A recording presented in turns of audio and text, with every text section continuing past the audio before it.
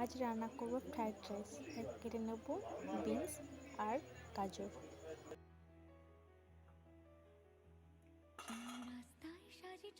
গাজরগুলোকে টুকরো টুকরো করে কেটে নিয়েছি। গাজরগুলোকে কুচি কুচি করে কেটে নিয়েছি।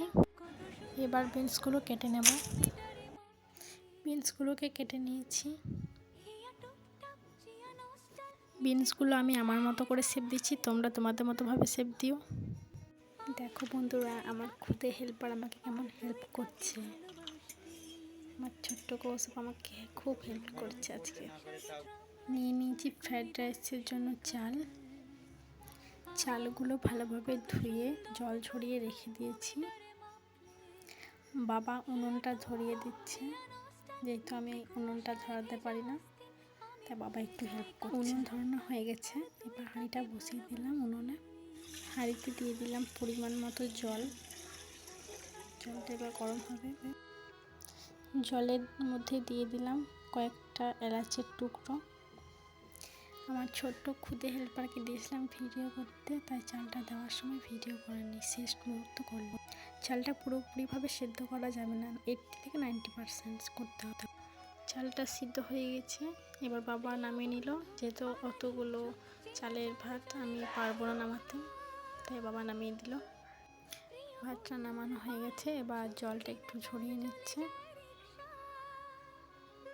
জলটা খুব ভালোভাবে ছড়িয়ে নিতে হবে, যেন ঝরঝরে হয় ভাতগুলো, না হলে খুব একটা ভালো হবে না।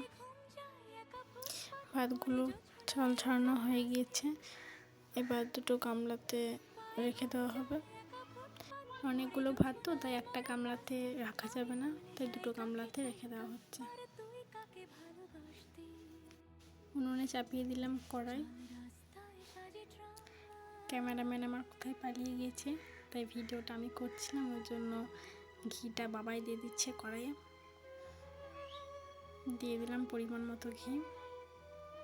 এবার একটু গরম হবে ঘিটা। ঘিটা গরম হয়ে গেছে, এবার দিয়ে দিলাম বিনসগুলো ভাজার জন্য। ভালোভাবে ভেজে নেব। তারপর দিয়ে দিলাম গাজর। একসাথে দিলেও হবে, আবার আলাদা আলাদা করে দিলেও হবে, তোমাদের মতো তোমরা ভেজে নিও। আমার একসাথে দিয়ে সুবিধা মনে হলো। বিনস আর গাজরগুলো ভেজে নিচ্ছি ভালোভাবে। বিনস আর গাজরগুলো ভালোভাবে নাড়াচাড়া করে নিতে হবে। এবার বিনস আর গাজরগুলো ভাজা হয়ে গেছে, এবার তুলে নিচ্ছি। বিনস আর গাজরগুলো তুলে নিচ্ছি। কড়াইয়ে দিয়ে দিলাম কাজু আর কিশমিশ।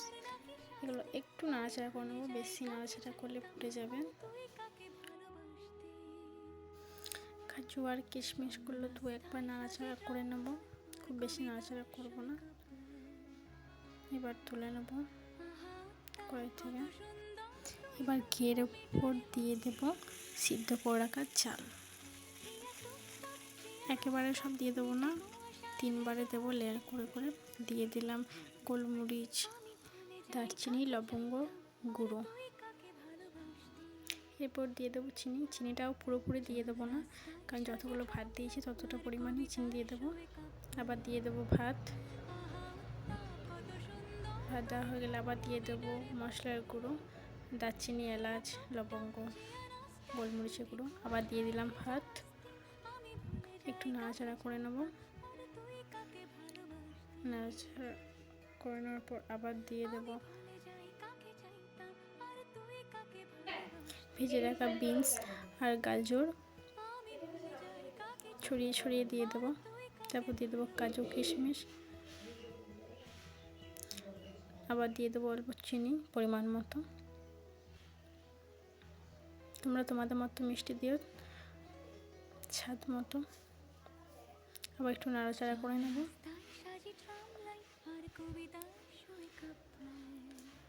নাড়াচাড়া করার পর দিয়ে দেবো আর একটু ঘি।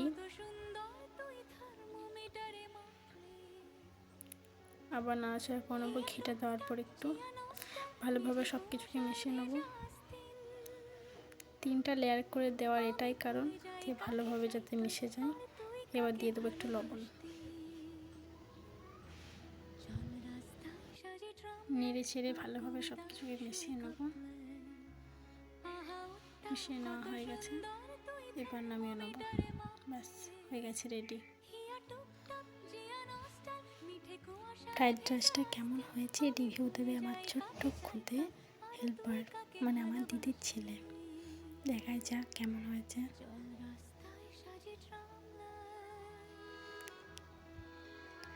খেয়ে বলছে দারুণ হয়েছে মনি।